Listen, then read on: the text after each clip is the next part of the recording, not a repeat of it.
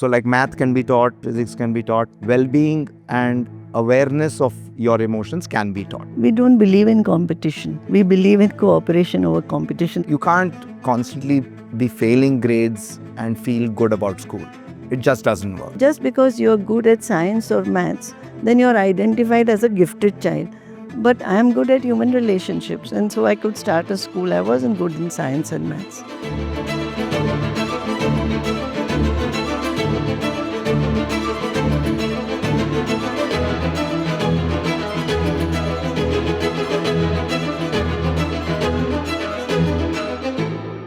Welcome to another episode of the Off Syllabus podcast, where we talk about the future of human connection in schools. My guests today have lived this in very different ways. Vikram Bhat, who is the director of the Bangalore International Center and the architect behind the Happiness Curriculum, a program that was implemented in government schools in Delhi, and Mrs. Hansa Vithani, the director of the Vidya Niketan School, Bengaluru. So Vikram, I've been reading about the happiness curriculum, and you've sort of been a chief architect of that program. Can you talk a little bit about what the happiness curriculum is? Sure. So chief architect is a very big word. Okay. I think I'm the guy with the Fevi stick. Okay. I stuck everything together, I suppose, towards the end. Yeah. But I'll tell you what the principle was. So the vision came from Mr. Sisodia, who was then the education minister. And his view was that over and above what we teach children in subjects, it needs an element of emotional soundness. Young people need an element of emotional soundness in their growing up years, so that by the time they reach adulthood or even on the precipice of it, they're emotionally ready to face the world, right? So it came from this philosophy that he used to study called Jivan Vidya, which in a very simple one-line thing was existence is coexistence. That was the heart of it. And we designed a social emotional learning curriculum around it, where the main hypothesis was that well-being can be taught. Well-being can be taught. So like math can be taught, physics can be taught, English can be taught, well-being and awareness of your emotions can be taught. And it had a simple 3-step premise that happiness for humans comes from, is at 3 levels. One is a sensorial level of happiness, which no one needs to be taught. We all know how to seek it. The second is a most subtle form of happiness, which comes from your relationships. And the third is the deepest form of happiness, which really goes on for a long time, is not transient at all, which comes from these deep insights about life. So the curriculum decided to stay in the second part about relationships, and relationships with self, with family, with community, and with nature. So these were the design principles around which this curriculum was built. How do you further these relationships? How do you make yourself more aware of it? And essentially that's how it sort of came about. And this was implemented in government. Yeah, and I think that's where the vision must be lauded, that it was implemented in all government schools of Delhi, which was about 1,030 government schools from grade 1 to 8 for all schools. And Mr. Sisodia was insistent that it has to have 1 period a day. It cannot be this one-off thing that we do. It must be done every day.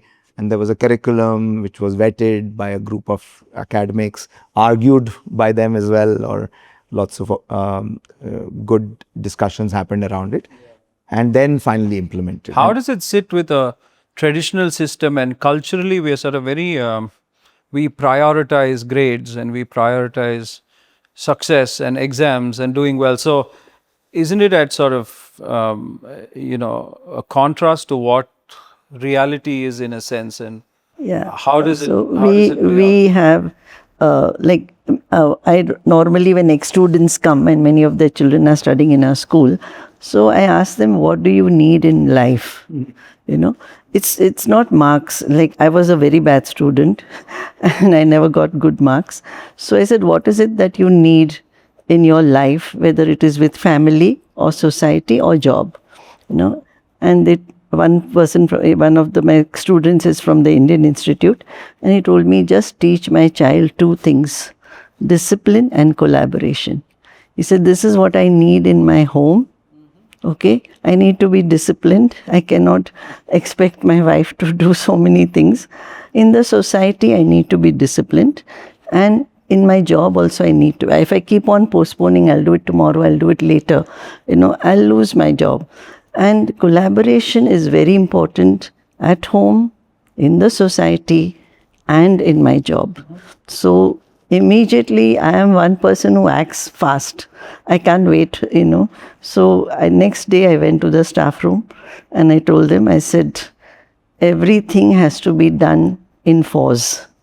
The maths, your essay writing, we have 32 is our ceiling for the classroom. And so you will have groups of fours, and every day the groups will change so that they are interacting with everybody. And they bring, like when I was in school, you went to class and there was an essay topic. And in my times, I'm very ancient. We never had TV or newspaper. And I knew one or two things about it. And I would keep, because we had to write so many words and so many paragraphs, I would keep going around. And I never got more than 4 on 10 on an essay. And so I said, why do we do that? Essay is not testing every time.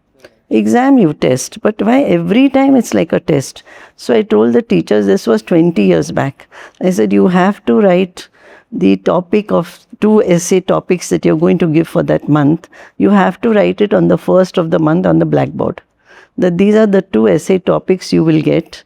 So you find out quotations, you get ideas, you have a dining table discussion with your parents, with your friends. Now, of course, AI is also there. So you get your points, you get good quotations, you get something nice. And then the 4 of them sit together and they write one essay. So it's a win-win for teachers and children. And they just love it, The idea is to learn from each other, and to enrich what you have.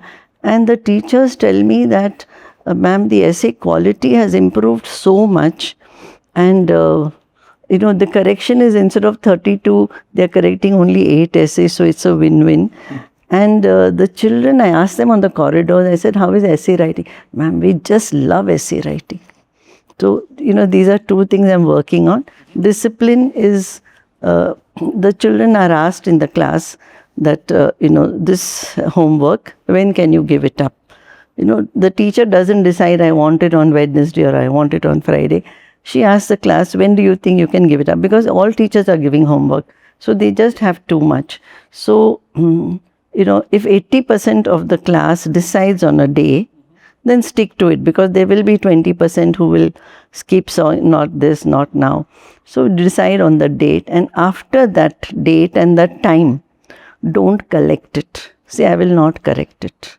If you give it to me on time, I will correct it. Otherwise, I'm not going to correct it.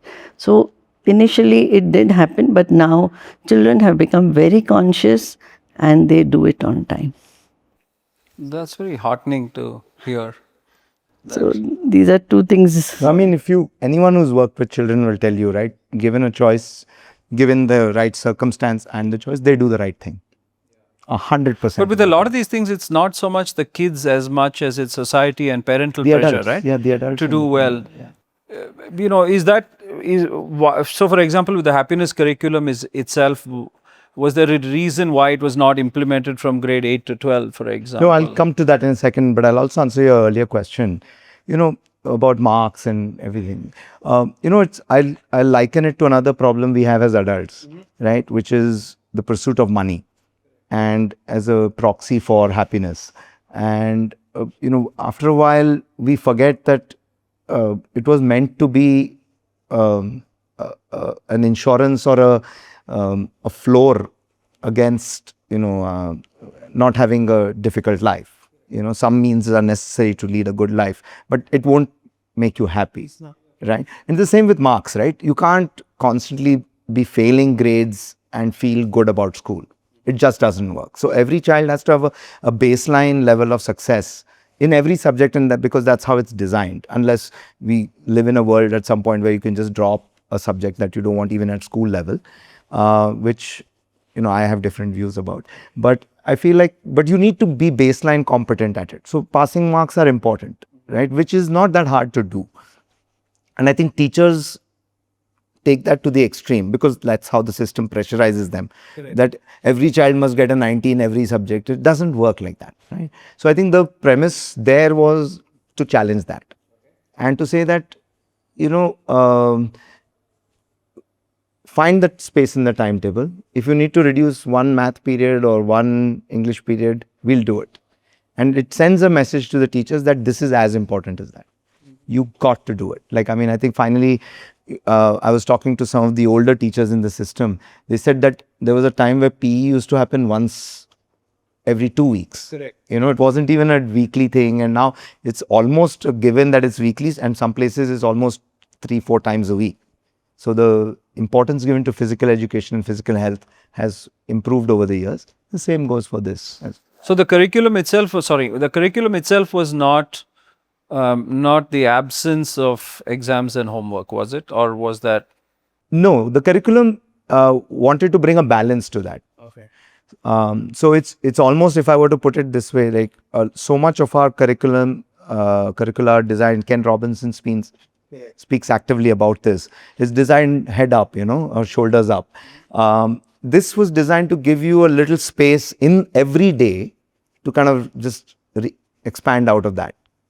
So just everybody, teacher and student, gets a chance to just step back and unwind a little and build relationships with each other. Because it's a great initiative, right? And I've read that other countries were inspired by this program, adopted something similar. Other states in India have adopted. How does one measure the success of these programs? Is that it's a tough thing, I know, but how do we, or if I were to rephrase it, right, from a system standpoint, as a parent, if my child were to not do too well in the exams, but manage to learn discipline and empathy and all of those things, has the system then failed me, or has it's just something that I think about. And yeah, I'll tell you, when I started the school, I had done my B.Ed and I taught in 3 schools.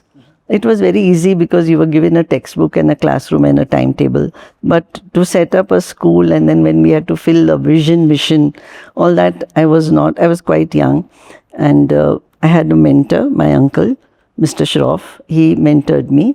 And when we had to fill up that vision, mission statement, I told him I don't know. I was very comfortable saying I don't know, and still I'm very comfortable saying that I don't know this. Okay, so he told me, what sort of, he would never give me answers, but he would say, what sort of children you want when they leave the school?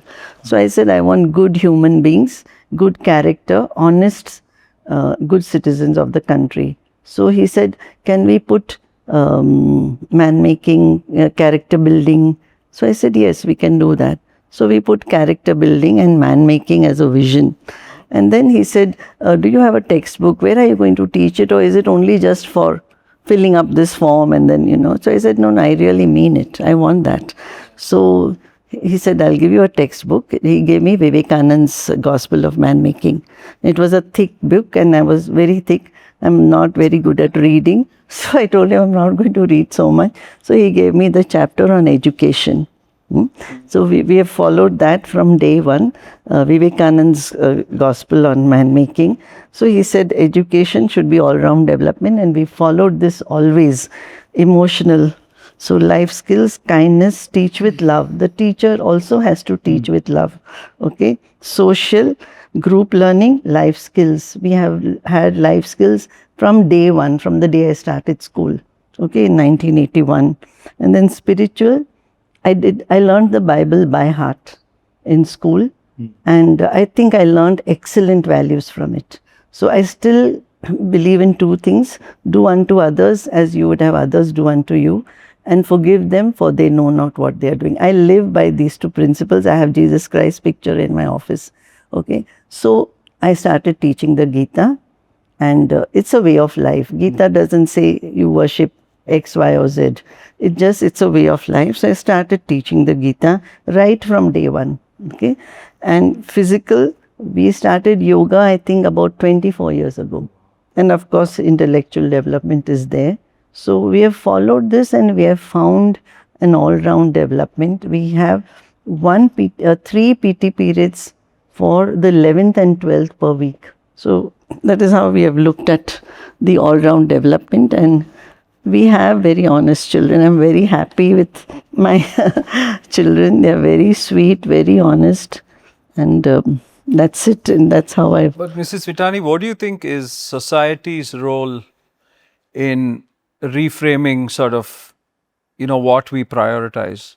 I mean, this is great. It's great that you're able to do all of these things, but this, it's a different world out there, right? You step out of the classroom or the sort of confines of the school, and then, you have peer pressure and everything else that society prioritizes. So how do you balance, how does a school balance that? We don't believe in competition. We believe in cooperation over competition. That is our belief. No, that is true, Mrs. Vithani, Yes. but the real world, there is It's okay. competition, There's no right? need. You can't. There's no need. I'm not competing with anybody. No, Okay? philosophically, I get that. No, not philosophically. Even now, I'm not competing with anybody. Okay. And when somebody comes for a franchise, I said, I don't want to give a franchise because I don't know what you'll be doing then, and I'm not going to run around. But I'm willing to, if any new school or any school wants any sort of consultation, I'm willing to do it at free of cost. At my age, I don't need money. Okay. So I think, we all need to just share, and I'm so happy that now schools are willing to share best practices. And that's what we need to do. We need to share best practices, and why should there be competition? I don't have to look better than her. Okay. I'm okay with what I am. So I'm totally like that. If I were to come in there, I think all great schools and great parents or good adults, effective adults do for young people, right? That by the time they reach adulthood, you give them a good sense of who they are, like a strong sense of who they are, which comes from an inner space and not an outer space, right? And if you do that, then they know their place in society in a way. And then, with this understanding that even that changes, that who I am on the inside will also it's a moving target. We evolve with the times, but at the same time, you know how to kind of gauge that. And then when you're faced with the moral pressures of the world or society, as you put it, you're better positioned to at least To make the right call. I think. make the right call. Or let's put it another way, making the right call is a really aspirational outcome. But suppose you don't make the right call, you can still look back and say, I didn't make the right call, but I know why, and I'll try to do better next time. Like, that idea of being self-aware but not self-critical all the time is something that really good learning environments do. And that is finally the only thing you can do. I think therein also lies the, schools not prioritizing competition, and some schools saying, and the real world saying you have to compete out there, right? There are a finite number of jobs and literally an infinite number of people applying for those jobs. And so, I think the real problem, and I think it was there in some of the earlier stuff you all sent me as well, the real challenge that young people deal with, and not that we haven't dealt with it when we were younger, is cognitive dissonance, right? You're being told one thing in a school environment, and you're going out there into the real world and you're seeing something totally different. Yeah. And you're like, how? And as a young person, you don't know how to make sense of it. Yeah.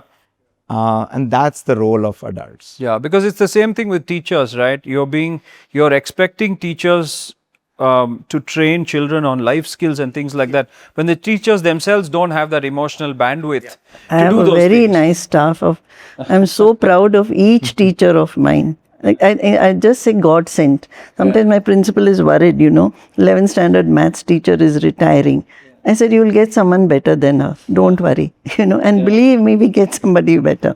So I don't know, I have great faith in God, and, we do self-evaluation where children correct their own papers. This is being done since many years, Wow, really?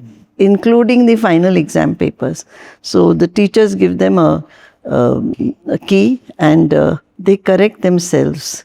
Okay, Then the teacher collects it, takes it home, she looks at it, and if she has to change even half a mark, she feels the child has given extra or less, it has to be in consultation with the child. Vikram, And why I have done this. in a lighter vein, I'll say It's you're really a sports good. photographer. This is akin to watching Tendulkar bat and thinking that I can bat like him. Exactly. This is. I was just going to say that. Right? Like, Yeah. it's not really. Yeah. I mean, I know It's like, it's a there are great that school. many Tendulkars in this world. There aren't. Yeah, there are. Right? No, I mean, I agree with what you, they've but done is I special. think. And then you know what? Because when teachers write in the report card, I used to see them, can do better, is capable of better work, Yeah. work harder. But I said, on what? Correct. Yeah. So, on what? Yeah. So, if I go to a doctor and says, I have sugar, and I show him my report, and he said, you can do better, Mrs. Vithani. Come on, I'm sure you'll do well, and all that. And he doesn't give me a prescription or some activity to do. I'm not going to pay him that 1,000 rupees of consultation. So I said, what better?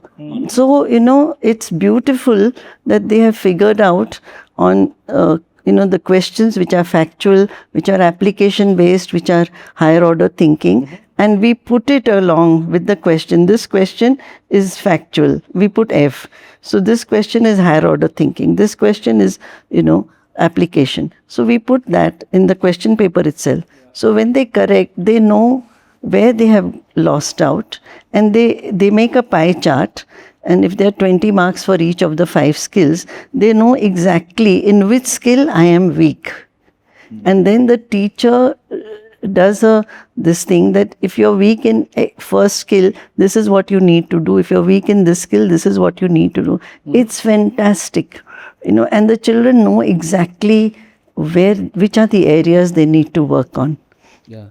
It's really doing very well. We've done this since many years. Yeah, because from the conversations I've had, it seems to be a systemic issue, right? With us wanting to teach the children something, the teachers not being really equipped to teach those things. And you spoke in one of your interviews about grace under pressure, right? Yeah. So in a class of 30, 40 children, what does that grace under pressure for a teacher look like? And does the teacher actually have the tools to? Yeah. Yeah, and which is then setting up the systems for that. Yeah. Without that, it won't work downstream. But how do you think it's changed? How do you think the role of the classroom has changed? Sort of there was pre-COVID, during COVID, and post. How do you think the role of the classroom itself has changed? I come at this from multiple viewpoints. I've had the privilege in life to observe many classrooms. So, it's a truism that we live in many Indias at the same time. Absolutely. So, I think if I look at the majority of our classrooms, which are, if you say government school or low-income private school classrooms, they are under-resourced and not much has changed there, to be honest. Maybe a few smart boards have come in during COVID or stuff like that, and that's pretty much it. But if you go to the more mainstream schools and certainly some of the more alternative or progressive schools, there is now a far more widespread integration of the digital medium and digital instruction, if you might, into the mainstream, which again, I'm a little bit of an outlier. I think it's a good thing. I really feel like, but it needs very good. When you say that, I'm guessing you're saying technology is a good thing. Absolutely. I agree with you. Yeah. So, but it, like everything else, it needs moderation. It needs an adult to kind of understand, and the adult has to model it too. Yeah, It's and like the if I'm adult on being my- the teacher in this yeah, case. adult or even the parent, right? The parent, correct. So I now see education as the circle, right? That you can't divorce it from what happens at home. So if you think that the two live in isolation, we're fooling ourselves. So all this brouhaha about tech and phones and screen addiction, it's coming because the adults are on their phones all the time. The moment adults model it, kids will follow, I think, really. So it's about bringing these sensitization for adults and young people at the same time. Yeah, it's what we spoke about earlier, right? About walking the talk and 100%. 100%. and that kind of thing. Because also these systems have been, the system itself has been designed, I think, when there was no question of self-paced learning. And today we live in a world of self-paced learning. I can choose how I can learn, what I can learn, all of those things, right? I'll come in, because Ms. Vithani is here. I want to impress her a little bit. Please. I'm already very impressed with you. There's this idea of the Bloom's taxonomy, which is as old as the mountains, right? And what technology and AI allows students or learners is real, what one would call supported opportunities to live at the top of that pyramid. Like how do you analyze, evaluate and create new things without, so creativity is a hard thing, right? Or synthesizing knowledge and creating something of your own, because it's some people do it naturally. And in school setups, what happens is you look at those kids who do it and you're like always feeling like, man, why can't I be more? Yeah, I wish I could do that. But now the tools we have allows every child to do that and if you do it in a lab environment where you do it controlled, then leave them for the last 30-40%, go create something on your own, but I've scaffolded you. They'll build those skills.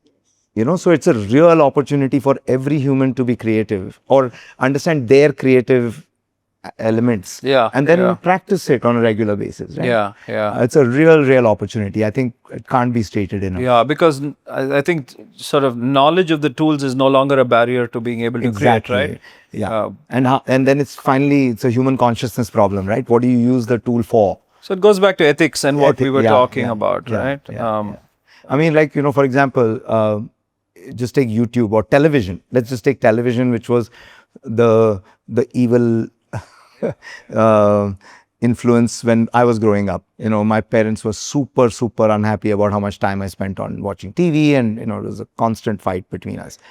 But if regulated, you can decide what you want to watch on TV and how it kind of shapes your thinking.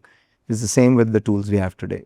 I think, and I use regulation very kindly, right? It's not like this thing, but someone has to tell a young person that, look, this is a good path to do and do more of it. And someone has to say, look, be careful here. Yeah, again, I think the onus is on the parent to understand what is good and what is not. Be that involved, And now there are enough tools to do that also. So you don't have to do it, you can automate that. You can really set up filters in your child's phone where all the content is as per your thing. You can monitor it if there's, so just put the effort. Just don't complain that the tools are taking over. What is your take on it, Mrs. Vithani? Given that you've been in education for decades, right? And you've seen how it's all evolved. More than 15 years back, we have installed Promethean boards in every classroom, every hall, auditorium, everywhere. So smart boards. Yeah, smart boards. And now we have upgraded them to, I think, a smarter one, which doesn't need a computer, doesn't need a projector. So we have upgraded that also across the school. One of the things I want to understand is how we can help parents and teachers unlearn whatever it is that they know about education and the way children are being taught, and help them adapt to this new way of learning and teaching. So the idea that unlearning of teachers, the systemic view of that is that if there are 15% of any population that starts doing something new, which is when you want to do something new, that adoption then becomes almost permanent. And in any system, those 15% exist. So our hypothesis was that, you have 20% that are outliers on the positive side, 20% on the negative side who will never change. And then there's a 60% in the middle that follows. They just go where the wind is blowing. So you have to find that 20%. You have to put enough effort into finding those outliers and make them champions for this idea. And but if you take that into a more specific thing, what would you do specifically to make teachers? It's really about taking the elements that we had in the curriculum and exposing teachers to it. So one of the main elements in the curriculum was a guided mindfulness lesson. And for anyone here who doesn't practice mindfulness, there are some fantastic apps that you can use. It is like a superpower. You do it for 10 minutes a day and it resets your brain in a way that nothing can. So we started doing that with teachers. They started understanding the value of it. So some of them adopted it. They started doing more and more of it. And so it's a simple hack that, you just give 5 minutes in the morning, so school bell rings, ring it twice. Right? And you just have that 2 minutes also where it's quiet. You just have a guided thing which you can listen to. It just changes everything. So we did one version of that. But the real challenge teachers always have is oppression of the timetable, right? Like it's just that constant pressure that syllabus has to be completed, tests have to be done, all of those things. And which is where I think what ma'am just said also, that I've got your back. Someone in a position of authority has to say, do this, I've got your back. And in that case, it was because the minister was doing it. A lot of the senior education officials also, we put together a good team that bought into this idea. And that does it, and that takes some of that pressure away. And, you know, after a while, it becomes habit. Once it's habit, then it continues in its own way. With parents, it was a little trickier because, you know, particularly parents of the Delhi government schools they're not very empowered. They don't even see their role in the child's life as anything but just providing the bare minimum so that they can go to school and hope that they do better. And it's this constant thing we hear, I hope their life is better than my life. That's the kind of parents who are majority Delhi government parents. And for them, what we did, and this is an interesting thing, I was looking it up yesterday, how to explain it for this. In architecture, and where I work at BIC, we kind of see a lot of this, there is something called the architecture of social interaction, where you design spaces for people to bump into each other and meet and talk and those kind of things, right? And really good spaces do that. So you can do that design in curriculum as well. So what we used to do is we used to have these really nice questionnaires, like very simple questions for students to take back home, talk to their parents about, come back and discuss it in the next happiness class. Like, what did you say? What did you say? And some very lovely things came out of it. You know, a simple anecdote was just this thing that, and we've made a few films about it also. And it was largely based on a story that they had heard in class. And they asked their mom how to do it. And the simple thing is that, you know, this mother who pretends to have eaten just so that the child eats and doesn't feel guilty about the mother being hungry. So the mother just lies about it. And so, you know, the children then would go back and they would very quietly go to the kitchen, look at the lid, open the lid and see what is the level of the food. So they know whether the parent has eaten or not. And it's just a simple thing that changes. So nice. Such a nice thing. And so so the connection, the human connection can be engineered, or it can be made happen through architecture of certain curriculum. Very nice. So one important element of the happiness curriculum, which I didn't bring up, was that, you know, it had two basic elements from a operational point of view. One was this mindfulness piece, where in every class you would do 3 to 4 minutes of just very quiet listening, and it would be like, just, okay, we're all quiet. What sounds did you listen? What smells did you get? Just become more aware of that. And then the second would be a very simple story that would be narrated. Most of these would be Zen parables of some sort, or you know, human situations, you know, situations of human challenges. And then it was in the design that every child has to say what they felt about it, right? Even at the cost of repetition, even at the cost of some children will be awkward and hold the class up. Teacher was encouraged to do. So 2 or 3 things happened. One was everyone heard each other's voice. And they're like, "Arey, ye bacha to baat hi nahi karta." Suddenly they've heard their voice, and for the teacher as well. But the second was that you realize how many people think like you know, and in a group, you feel like very often excluded, but you're like, okay, that view exists in another person.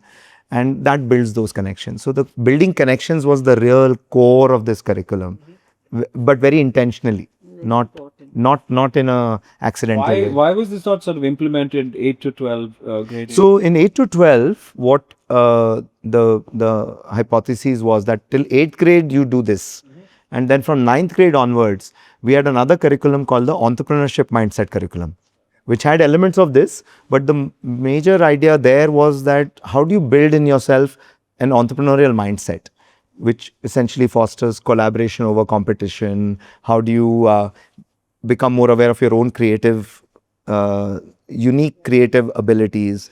How do you work in teams? How do you understand risk and take that? So there, again, used to work a lot in teams, by which these earlier lessons would be built on, and there the mindfulness continued.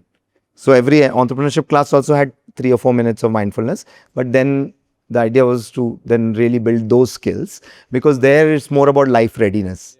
And yeah, the simple hypothesis was that whether you do a job or whether you start your own business, having an entrepreneurial Some of the mindset, skills will hold you in having an entrepreneurial mindset always helps.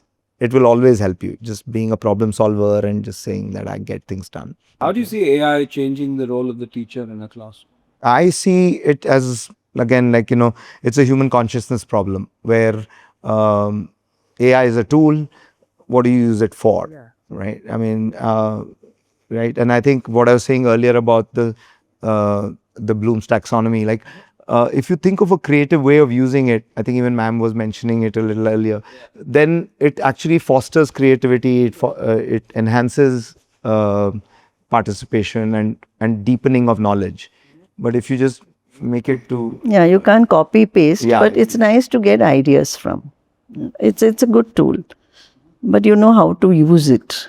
So that's but it's important. like using a knife, right? You got to be able, you got to learn how to use a knife. Otherwise, you But cut that's your- what we need to teach children. Yeah, Because that's exactly, life. exactly. That's a life skill.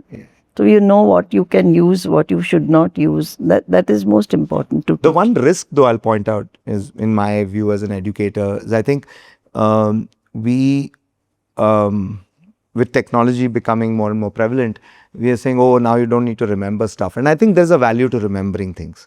So because it activates certain parts of the brain, and it's really important to, Keep arguing about that. I was arguing with someone the other day saying, where is the need to remember anything? yeah, Where- yeah, yeah. When was the last time you were away from Google or anything? Yeah, yeah. Unless we get to a point where it's embedded in your brain and you don't have to. So we're not far from Yeah. like. So, well, perhaps doing that's the answer. all of those things. But I think what makes us uniquely human, right? Like if I meet you and I tell you, hey, I remember the last time you told me that you're a sports photographer. It matters, right? Like that. Yeah. That connection That comes is human connection. comes from memory. It's not So from. that is why when I met you, I said, yes, I know. Yeah, him. she was instantly like, I've I've met him. Yeah, it's so important. saying you met him. Yeah, Delhi. Yes. yeah. It's very important. And I think that's where we, along with technology, how do you protect memory, and how do you design school systems that memory is still fostered, or committing to memory and then recalling from memory. Yeah. How do you decide how much technology is good and not good? How do you decide this is how much I will stays in my classroom and nothing more than this? No. How do you draw that line? Just as you decide how much sugar is good. Yeah. We leave it to that the varies on a teacher. daily basis, right? We leave it to the teacher. She does a good job. Or you leave it to the decision. Yeah. She'll create a PPT herself and she will show it to the children. And it's, visually you remember more than just hearing. So we allow them to do it. But it's not only that. The teacher has to intervene and explain. That is very important. And how do you do you discuss that with the parents as well? No need. They are happy. Yeah, I think the flip side of that, I think there's a very interesting thing I learnt in my B.Ed, which then now I think it's been automated as well. Is if you want to understand as a teacher how much of a teacher are you, a talker are you, and how much of a facilitator. There's a very simple tally rule that for every minute that you were talking more, you put a tally, and then every minute, and so you just kind of count that, right? Yeah, and then so it's called teacher talk time, and someone else monitors it for you. They come back and tell you, dude, you were talking too much.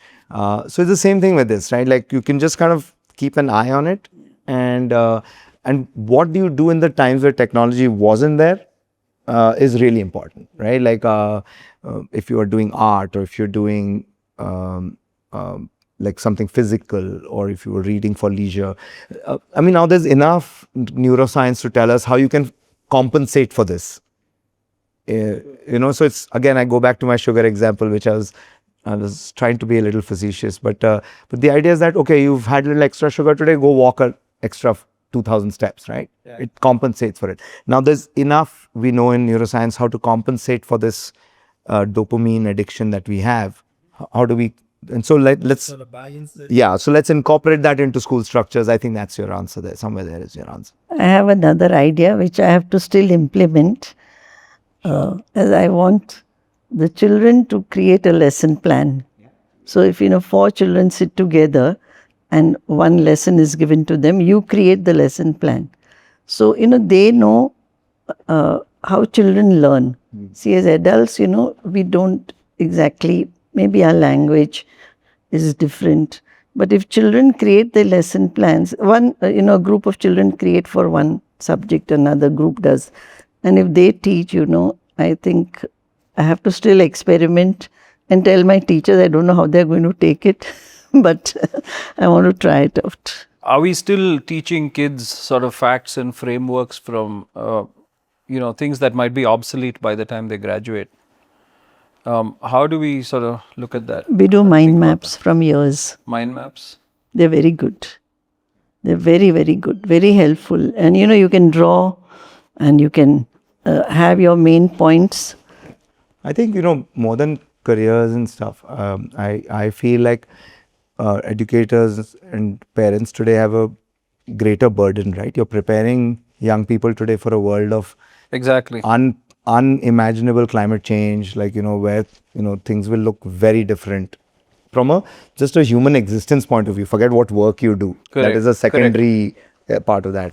And so a lot of it then comes down to how do you adapt, build systems for adaptation, or being adaptive, being resilient, being able to try a few things quickly and then say this is working, this is not working. Yeah. Be what one would call just malleable, right? In your mind about certain ideas.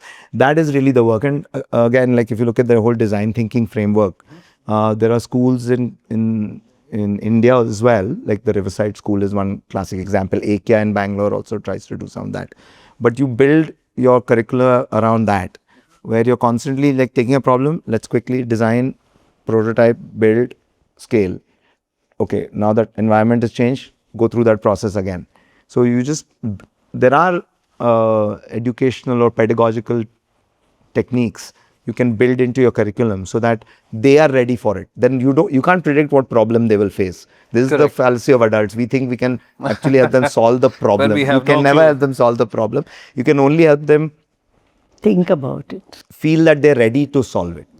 If they feel they're ready to solve it, they'll solve it, or they won't. It's like a tennis shot. You either make it or you don't, but that doesn't matter. Like, are you ready for it? Is the question. So the real skill we should be teaching is adaptation in that sense. And resilience, I think I think the biggest thing we need to teach young people today, in today's environment, especially with this entire social media barrage, is a healthy attitude towards failure. Just have a really healthy inner marker of what success is and how failure fits into that. That these are two sides of the same coin.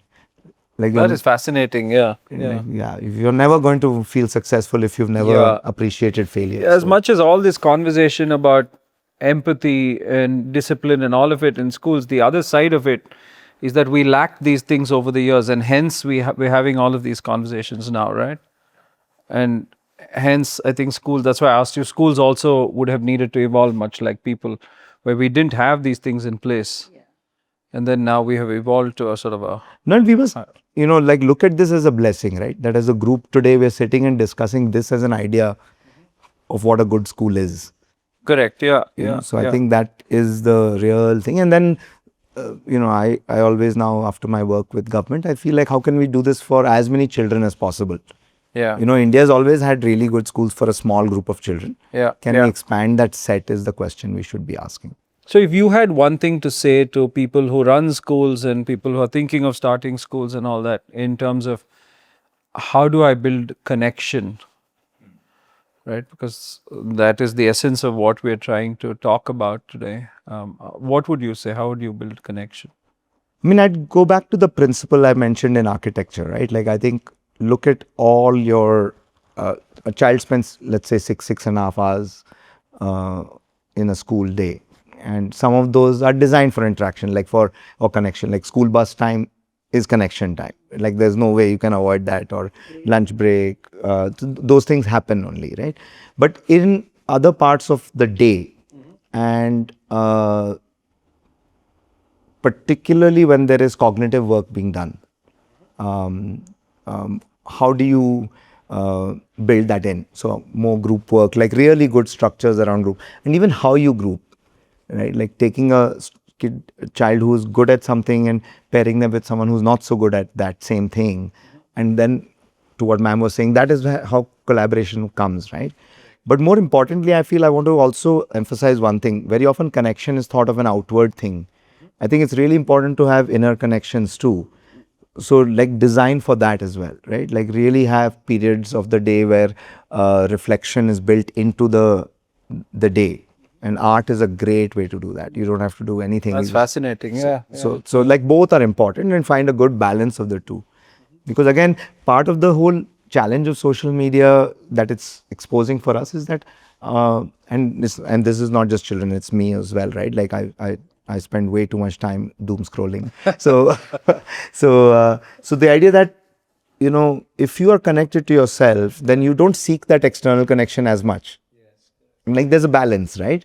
And I think, and vice versa also. Like if you're too inward looking, then you that sort of part of lose you kind of touch with- suffers. So just find, and then, you know, children are on a spectrum and they largely know where they are, but just give them these opportunities for chance encounters, you know, with others and with Yeah, themselves. that is brilliant. Yeah. Yeah.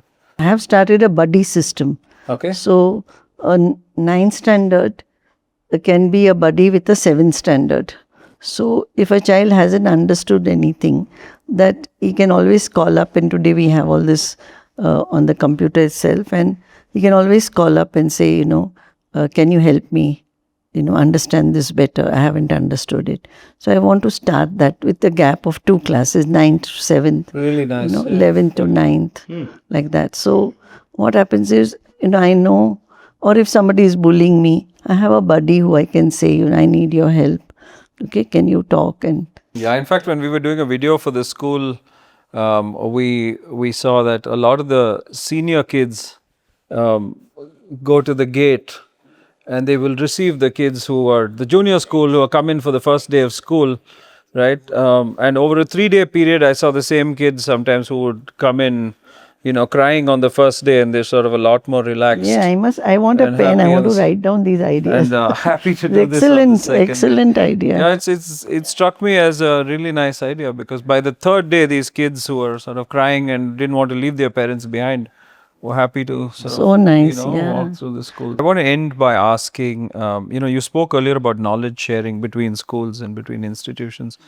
If you had to leave people with school leaders, people who want to build schools, all of that, if you had to leave them with 3 things that you have incorporated as best practices, and which you could, what would those be? The all round, you know, like physical, social, emotional, spiritual, and intellectual, all round has to be, you know, you have to have time for everything. That's very important. And we are doing a lot of community service. So since 25 years, I think we've started. It's called one fist of rice. So every child was asked then to put 1 fist of rice in a bag. Okay, and then like more or less 1 kilo was there in 30 days, and which they brought to school. And we've adopted 6 ashrams where the you know, the nursery section, they collect toothpaste and a bar of soap. They bring one of that either. Okay, so there are 250 children, so we get so much. And then 1st to 4th will bring rice, 1 kilo. Now that fist they don't do, they forget. So the mother sends 1 kilo rice. Then 5th, 6th, 7th bring 1 kilo dal. Then 8th, 9th, 10th, they bring 1 sugar, oil. You know, and 11th, 12th will call the ashrams to ask them what they need. Many times they need diapers. Many times they need phenyl. Many times they need, you know, washing soap. So they collect 100 rupees each, and then they buy what the ashram needs. So every month, 1 class children go to these ashrams, and they spend the day over there with the inmates. So they understand that, you know, what we have and what these people don't have. And when they go there and they see this situation, you know, I mean, they're so good. They feel we want to do more, we want to give more, you know. So I thought that was one practice which, if schools follow, we can really build that in children. Really nice. Yeah. Vikram, if you had to sort of based Give on you the three? happiness, sorry. You want three principles or three ideas? No, I want a couple of takeaways for parents based Yeah, on yeah. I mean, the happiness curriculum and all your work in education. yeah. So I'll give you three things, like just top of mind right now, and I could probably give you 20 more, but I'll whittle it down to these three, right? The first is, and in no particular order, I think really find a space for art and being physically active in your school day. The whole body learns, not just your brain. So in a way that even in a classroom, if you're able to do some moving around, children just stay stationary too long in classrooms today, which is unfair and it's almost inhuman. And then at the same time, the way art is set up in our schools, it's not designed to build connection with art or build an aesthetic lens to life. It's just, boss, I have to do this, I'm doing it, Yeah. and you are good at art and you're bad at art. Like Yeah. that's what happens with it. How would you sort of tweak it if you had to do it? So, again, you can think critically about the curriculum. So we had a curriculum for art in a low resource school. So I can assure you it can be done in higher resource schools, where children start with their understanding of shapes. So I'll give you a simple example that my art teacher used to do. He used to take a safety pin and he used to tell the students, these are second or third grade students, he used to make them do this with, that you have to fill an entire A4 sheet by tracing this safety pin in different ways. The only rule is you cannot, no two can be the same way, alignment wise. So it can be a little different. You can do it this way, you can do it that way, whatever. So, it would make them think and they would fill it and it would look like art at the end. Yeah. Right? It was like abstract art. It was just like a technique, right? And so then you scaffold it up to a point where by the 8th or 9th grade, they're actually painting themselves. And the ones who are really predisposed to doing it well will be doing much better work. But everyone can then paint. But more importantly, they can look at someone else's art and say, hey, that's really good. Yeah, so it can be done. It's just thought, like how much intention do you put into it? Same with physical activities too. Like one of the things we did, you like this, was that we had a very constrained resourced environment. We just didn't have a playground. We just had this big auditorium with a stone floor. Okay. Which was where people used to play PE. And what used to typically happen is the boys used to kick a ball around, the girls used to just sit there because they didn't want to be in that rough and tumble environment, right? So we bought taekwondo mats, we put the mats on the floor. We got this company called J Sports, where what they would do is they would run these drills with students of all ages from grade 1 to 8. And what they would do is they would build micro skills in students. So the drills were designed for things like running and stopping, running, stopping, turning, running, stopping, catching, catching and turning, catching and throwing. These are all parts of the drills, which are all micro skills. You don't even know where you're going to use it. And through that, you can then start saying, oh, this kid could be good at volleyball, this kid could be good at kabaddi, this could, all those things start coming out. What age group you'd start that? One grade 1. And so what we do is just 4 lines, they're doing it, and it was made slightly competitive for the fun of it. The second I would just say is that, what my mentor taught me is that you never teach subjects, you teach children. So every teacher, and this I would just bring it back from a design principle to this idea that schools must prioritize the role of the class teacher. And they must make sure that every good teacher in the school has to go through what I call class teacher training. Like how to become an effective class teacher. And a class teacher has a map in their head of every kid. Yeah. And they know something about each child, right? There are little secrets. There is like, okay, I know this about this. It's almost like it's a sacred space. It's a sacred space, right? And if a student over the course of their school life has experienced this multiple times, the way they come out is totally different, and that needs training. So it's almost like ma'am just mentioned mind maps. The teacher has to have a mind map of these 40, 50 souls in her class in a way that he or she knows exactly. Yeah. And so when unavoidable things happen, when conflict happens, the resolution is always from a human perspective, because I know that child, I know what he or she might have been thinking. It's not he or she did something wrong. It was kind of an action in a moment, and you can kind of process it from that lens. So that's the second thing I would say, just the role of the class teacher, and really be intentional about it rather than letting it happen.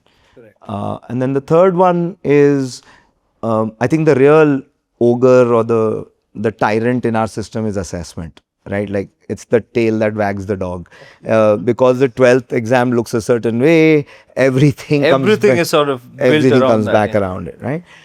So I'd seen this really clean solution to it in the school that I looked at in the US. It's called standards-based assessment. And again, comes back to something ma'am was saying earlier, where she was talking about lesson plans, but you can sit with students and design what standards they want to be assessed on. It can be a and very early on, you do It's a collective effort. It's a collective effort to decide, what are the standards that we call that you have got it in a way that includes all forms of learning, and it takes a little work, early on, and then you decide that's what we do. And then as the children get older, you keep sensitizing them that, okay, this will change, this will become a little less flexible, but they are used to responding to standards now, which some part of it is there, some part of it is some other person has brought in.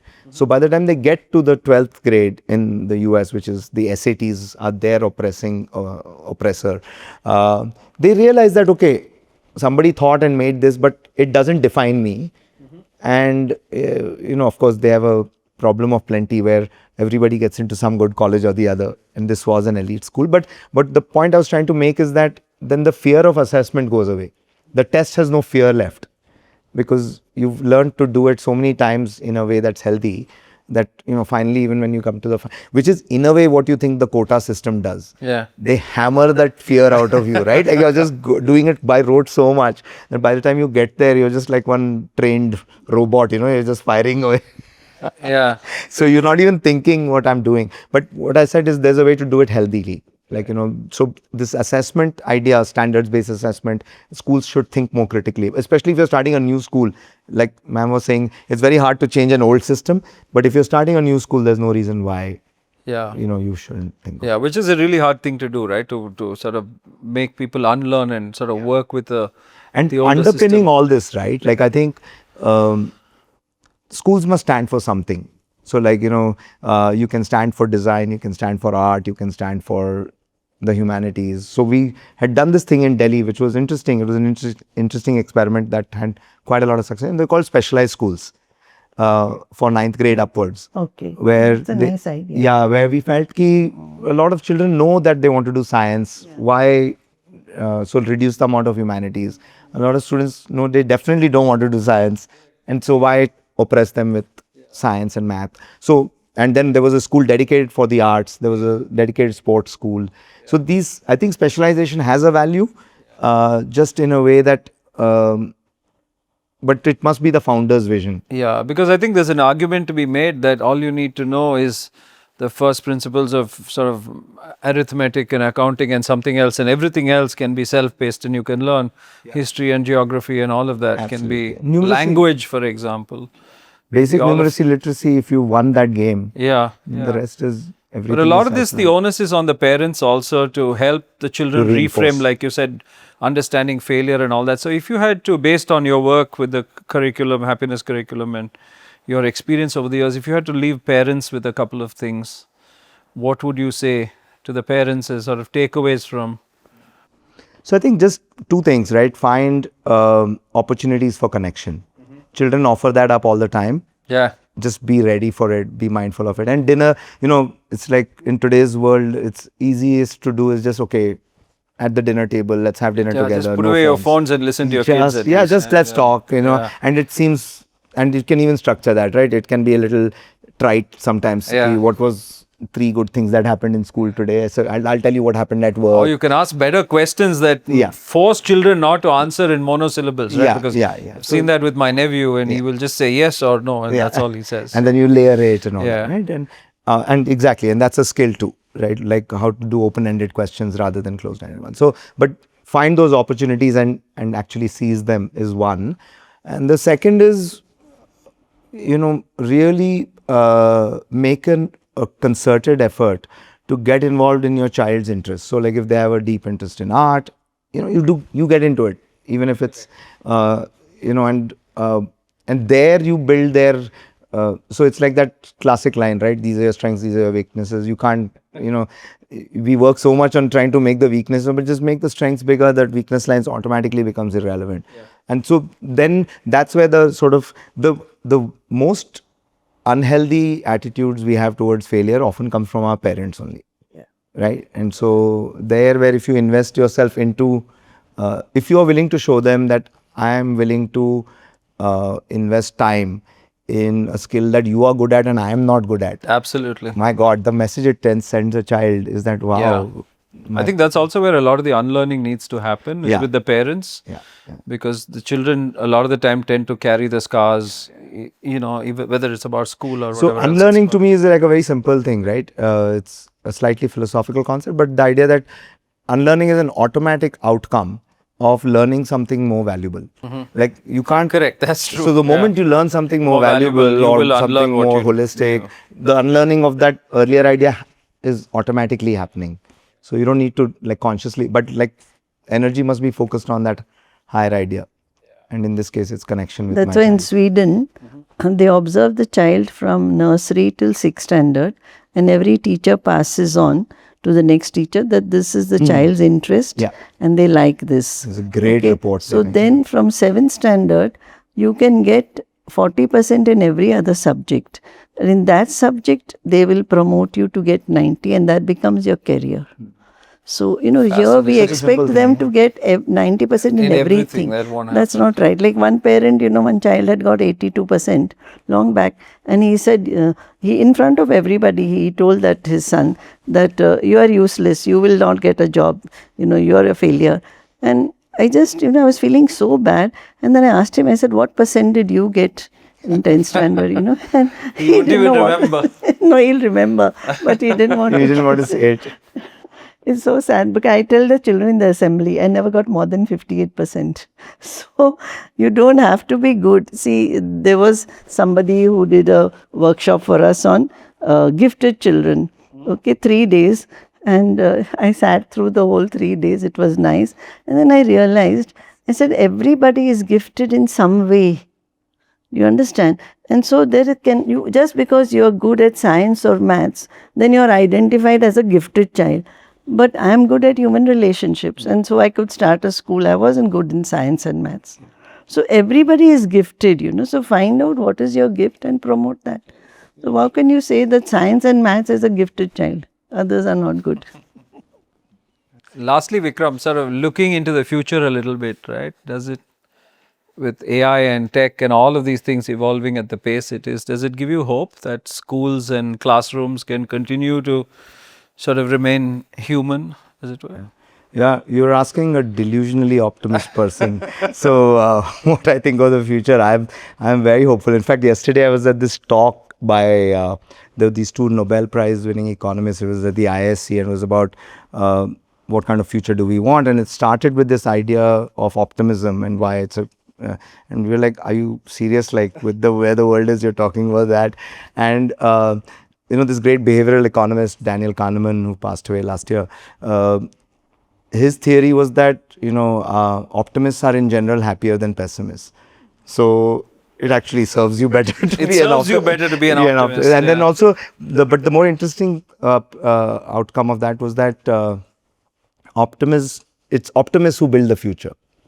Right, because you're at least willing to try something, you're willing to go into it. And I mean, I think even Steven Pinker has this great book called Enlightenment Now, where he kind of makes this case that human history has never had it so good. So, in fact, the fact that you have time to dwell on your problems and not worry about being eaten by some animal, is progress, right? Or dying of dysentery or whatever. So I think but it's really, really important I think this is where regulation has to step up. I think the only point I always come back to, and I'm not for much regulation, but I think in this domain, there's a lot of biases that are there in our data sets and they feed into society. Those are the risks I'm seeing, but the opportunity is incredible. I've not practiced art ever in my life. I grew up thinking I'm not an artist. Now on an iPad, I can doodle and with structure and I can doodle away and I can actually save things. And suddenly I feel, okay, I can be good at this. This world didn't exist. Yeah, I think it's the absolute greatest time to be alive, right? Yeah, You can, I don't disagree. You can pretty much do anything you put your mind to. Knowledge of tools and things is not a barrier anymore. And I think Education is democratized. Everything, right? And the last thought truly a great time to be alive. I'd leave y'all with is more and more we have to become mindful about protecting attention, right? It is happening already. A lot of people are doing things. So the Pomodoro method has now been around for a while, but even younger people are seeing that value and buying into it. And I think that will be the key, right? Like it's like, how do you create a certain level of separation from this world so that when you come to it with perspective. Otherwise, if you're immersed in it all the time, you don't even know whether what's real and what's not. Yeah, that's a great thought to end on. And thank you for doing this. Thank you for taking the time, Vikram, Mrs. Vithani.